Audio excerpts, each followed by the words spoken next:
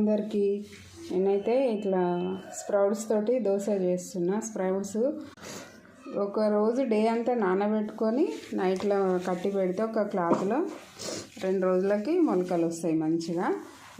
వీటిలను నేను దీంట్లో బెబ్బర్లు, పెసర్లు, జొన్నలు, రాగులు, సజ్జలు వేసుకొని నానబెట్టుకున్నాను. వీటితోటి నేను ఇప్పుడు దోశ చేస్తున్నా. ఇది నైట్ ఫర్మెంటేషన్ పెట్టుకోవాలి, రుబ్బుకొని. దోశ వేసుకోవాలి. పెనం పెట్టుకొని వేడైన తర్వాత దోశ వేసేసుకోవాలి.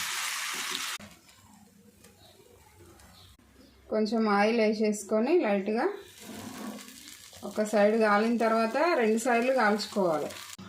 ఇంతేనండి, స్ప్రౌట్స్ దోశ చాలా హెల్దీ, చాలా మంచిది. పిల్లలకైనా పెద్దవాళ్ళకైనా డయాబెటిక్ పేషెంట్స్కి అయితే చాలా మంచిది. మీరు కూడా నచ్చితే చేసుకోండి. Thank you.